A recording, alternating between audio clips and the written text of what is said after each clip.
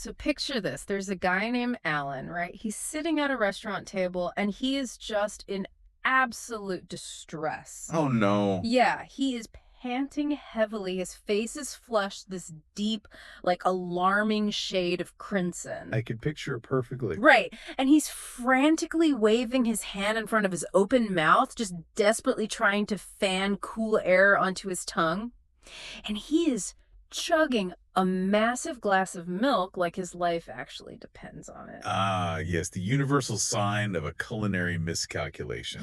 The classic milk rescue. Exactly. And the culprit, a single, tiny, completely unassuming dried chili pepper from the Hunan province of China. Wow. Just one pepper. Just one. Alan thought he could handle it, and he was profoundly wrong. His mouth is entirely on fire. But here is the kicker. Here's the truly irrational part of this whole scene. Okay, what does he do? Even as his eyes are watering and he is in undeniable physical pain, he reaches out with his chopsticks to eat another piece. It completely goes against like basic human survival instincts. I mean, we are biologically hardwired to avoid pain, yet he is actively going back for a second dose. Right. Which perfectly brings us to our opening phrase for today's deep dive.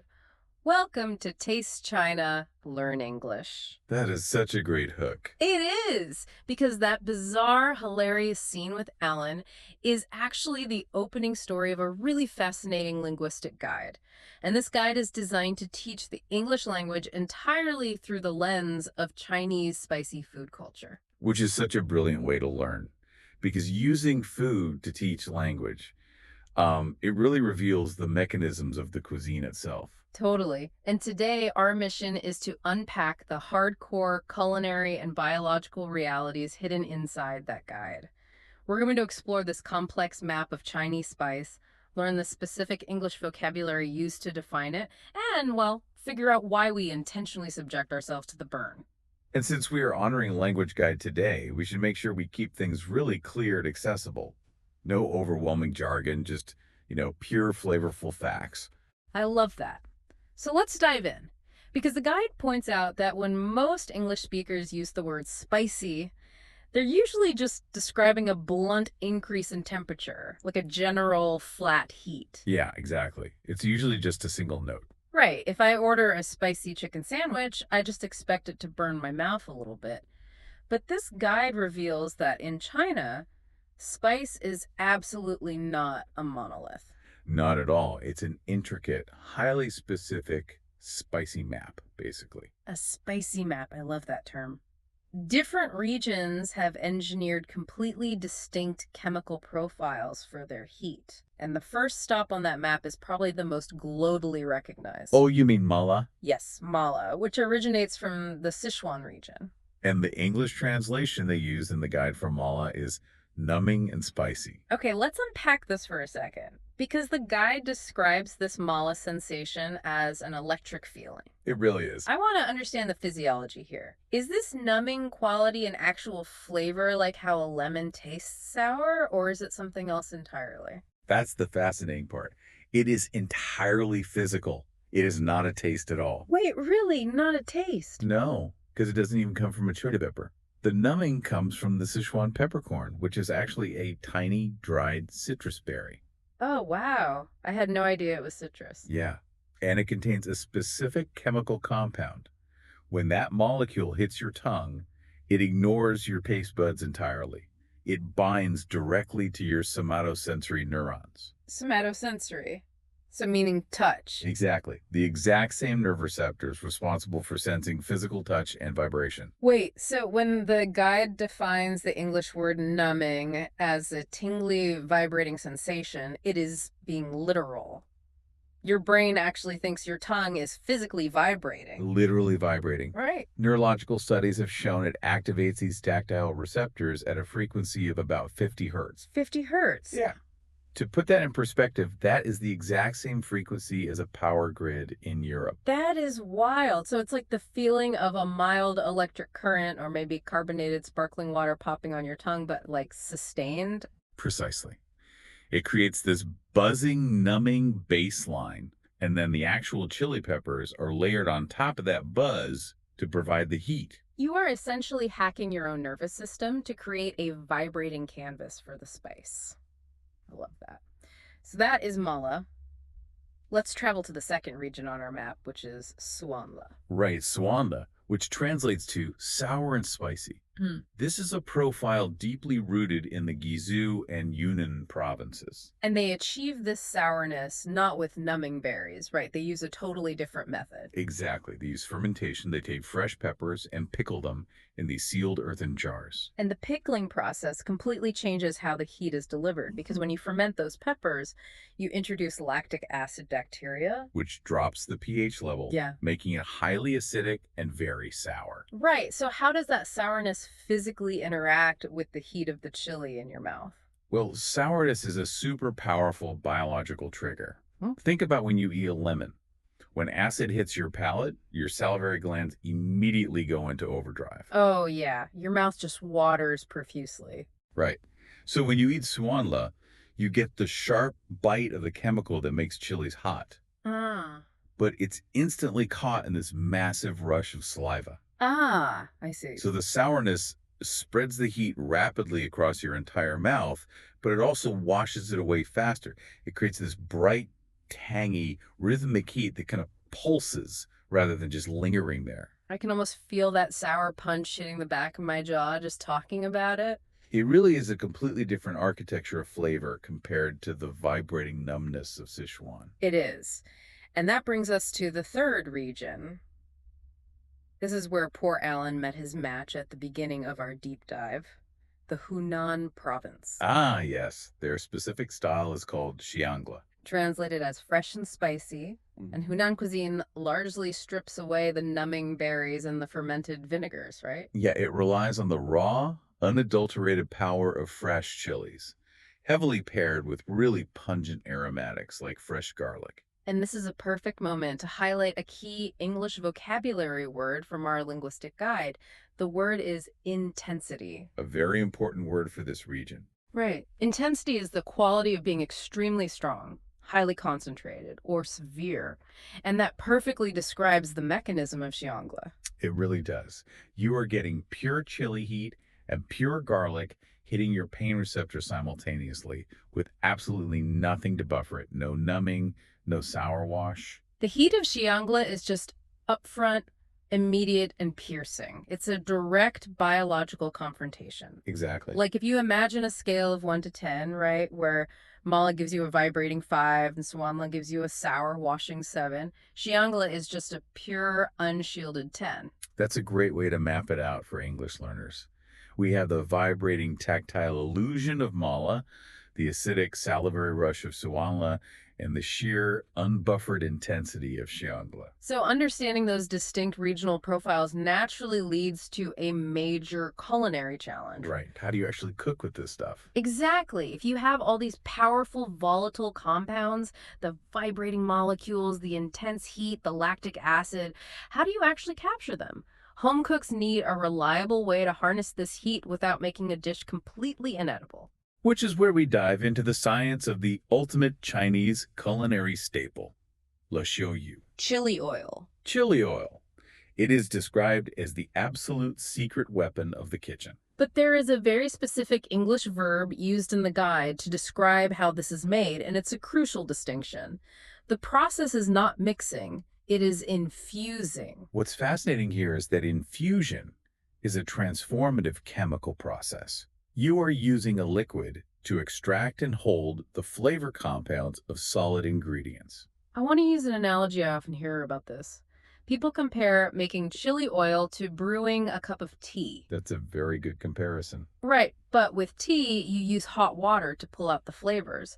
Why do Chinese kitchens use oil? Why not just boil the chilies in water or vinegar to make a hot sauce? Well, it comes down to molecular structure. Capsaicin, which is the specific molecule that provides the heat, is fat soluble. Okay, so it needs fat to dissolve. Exactly. It is hydrophobic, meaning it repels water. If you try to extract chili heat with water, the water literally just bounces off the natural oils in the pepper. Oh, right. Oil and water don't mix. Right. But hot oil acts as a chemical magnet. The fat molecules bind perfectly to the capsaicin, pulling it out of the chili flake and locking it directly into the liquid. That makes so much sense. The oil is literally the optimal delivery vehicle for the heat. It is, but the infusion process for this specific chili oil goes way beyond just peppers. You don't just pour oil over chilies. No, you introduce a whole cast of supporting aromatics. The guide points out ingredients like star anise, cinnamon, and fresh ginger. And temperature control here is a delicate science. The oil must be heated to a precise point, hot enough to brown the spices and release their essential oils, but not so hot that it scorches the chilies and turns them bitter. And when that perfectly heated oil cascades over the raw ingredients, it aggressively extracts all those sweet, warm baking spices and the sharp ginger, binding them together with the intense chili heat. The result is this deep crimson red oil. Which earns another fantastic vocabulary word from our guide, fragrant? Fragrant, yes. Because it is not just a mechanism for pain, right? It has a rich, sweet, deeply pleasant aroma that literally fills the room. It elevates the oil to the status of a true condiment. Another great word. A condiment is something you add to a finished dish, like noodles or dumplings, to profoundly enhance its complexity. Exact. And because the heat is suspended in fat and accompanied by those warm aromatics, it coats the palate rather than just spiking it. It is incredibly versatile. Okay, I hear you on the versatility. I really do. But I have to push back hard on a specific trend highlighted in this section of the guide. Oh, I know what you're going to say. People are taking this deep red, savory, intensely spicy, garlic-infused chili oil and pouring it over vanilla ice cream. Yes. Yes, they are. I'm sorry, but that sounds objectively gross. You are mixing pungent garlic and blistering chili heat with sweet, creamy vanilla. It violates every rule of dessert. I mean, on paper, it sounds like a total culinary disaster. A complete disaster. But if you look at the underlying flavor science, it's actually quite brilliant.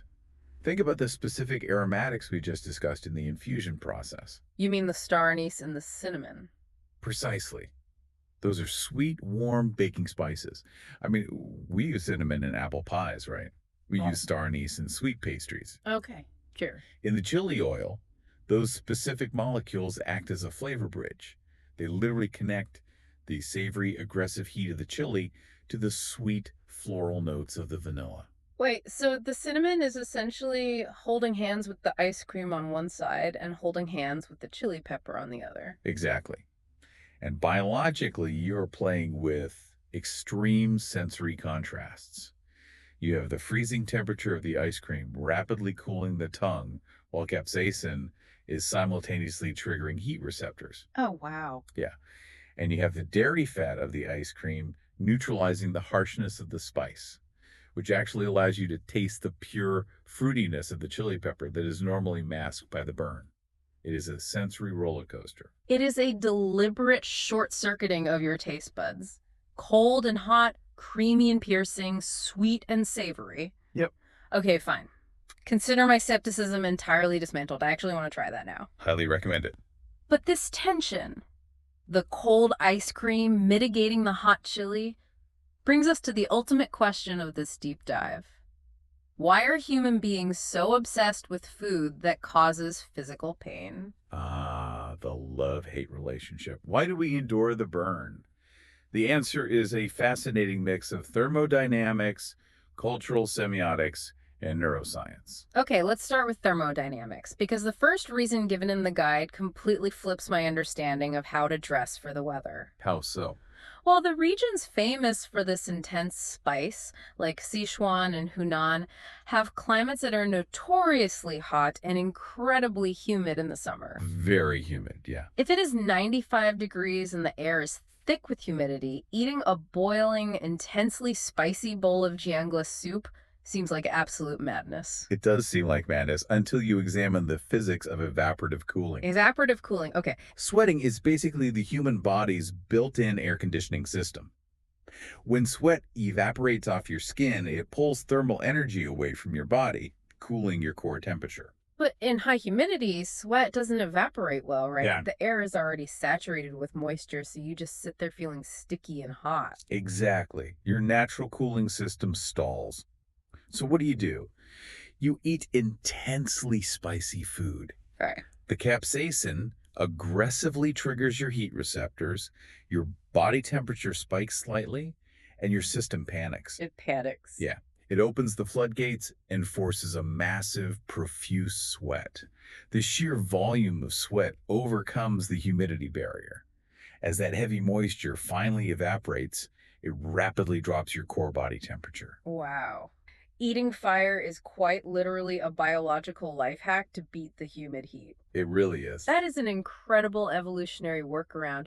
You basically suffer for 10 minutes over a bowl of soup to buy yourself 2 hours of physiological cooling. A pretty good trade-off. Definitely. So that covers the physical climate. What about the cultural aspect? Because the guide leans heavily into the visual presentation of this food. Right. In Chinese cultural semiotics, the color red is profoundly significant. It is not just an aesthetic choice. What does it represent? It represents good fortune, joy, vitality, and prosperity. Oh, so when you bring a massive bowl of food to the table and it is glowing with that deep crimson fragrant chili oil, it visually communicates energy. Exactly. The guide uses the word festive. Festive, another great English word. It transforms a basic meal into a real event. It stimulates the appetite before you even take a single bite, because your brain associates that bright red color with celebration. Visual stimulation is such a huge part of the culinary experience. But the third reason we chase the burn is perhaps the most compelling to me, because it strips away culture and climate entirely and gets right down to the neurochemistry of the brain. Ah, yes, the endorphin rush. Let's get into the mechanics of this rush. When Alan ate that tiny Hunan chili at the start of our story, the capsaicin molecules locked onto his TRPV1 receptors. Which are the specific nerve endings responsible for detecting actual physical heat, like touching a boiling kettle. Right. His mouth wasn't physically on fire, but his brain didn't know the difference. The brain registers the capsaicin as genuine tissue damage. It firmly believes you're experiencing a mild trauma. And in response to that perceived trauma, the central nervous system deploys a rescue mechanism. It floods your bloodstream with endorphins and dopamine. And endorphins are the body's natural painkillers. They are essentially endogenous morphine. But they do more than just block pain, don't they? They induce a profound sense of euphoria. They make you feel incredibly, undeniably happy. They do. It is a survival mechanism designed to help early humans endure injury. But we have basically figured out how to hijack it for recreational purposes. So what does this all mean? It is essentially a biological trick. You are simulating a crisis to harvest the happy chemical. That's exactly what it is. It is the exact same physiological process as the runner's high. Like when you go to the gym and lift heavy weights or sprint on a treadmill until your lungs burn, you are intentionally putting your body through physical stress. Right. Your muscles ache, you are sweating profusely, you're struggling. The physical symptoms are nearly identical to eating an intense bowl of shangla. They really are. But you endure that grueling workout specifically to earn that euphoric wave of endorphins and dopamine that hits you when you step off the treadmill. The pain is just the required price of admission for the joy. Which perfectly explains the opening scene of our guide. It is why Alan, despite panting and chugging milk and experiencing intense physical regret, reaches for his chopsticks again. He is chasing the high. Yes, he has triggered the brain's reward center, and the euphoria is overriding the pain. He got the runner's high without ever having to put on his running shoes. Exactly. What a journey this has been. From a linguistic guide teaching simple English vocabulary to a deep dive into tactile neurology and flavor chemistry.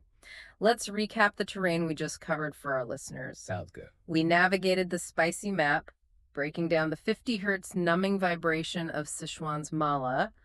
We looked at the acidic, salivary rhythm of Gizu's suanla, and of course, the pure, unbuffered intensity of Hunan's zhangla. And we explored the thermodynamics of the kitchen, learning how hot oil acts as a fat-soluble magnet to infuse baking spices and chilies. Creating a fragrant condiment complex enough to bridge the gap between garlic and vanilla ice cream still blows my mind. It's science. And we finally solved the mystery of the love-hate relationship. Whether we are forcing an evaporative sweat to survive a humid climate, dining on festive red colors for good fortune, or hijacking our pain receptors to flood our brains with euphoric endorphins. Which leaves us with a highly practical, perhaps slightly dangerous final thought for you to mull over. Oh, I like where this is going. We have clearly established the biological reality that consuming intensely spicy food triggers the exact same neurological reward system as finishing a grueling, high-intensity workout. The chemical output is indistinguishable. Therefore, the next time you finish a long workday and you are feeling sluggish, stressed, and in desperate need of a dopamine boost, you are faced with a choice. A very important choice. Do you pack a gym bag, drive across town, and spend 45 minutes sweating profusely on an elliptical machine? Or do you simply sit on your couch, order a violently intense, beautifully fragrant bowl of Hunan Xiangla, and let the capsaicin do all the heavy biological lifting for you? I know exactly which workout routine I am choosing tonight, and it involves a significant amount of chili oil and a very large glass of milk. Enjoy the endorphins. Thank you all for joining us on this exploration. Stay curious, keep practicing your English vocabulary, and approach your next encounter with spicy food with a whole new level of respect. Until next time.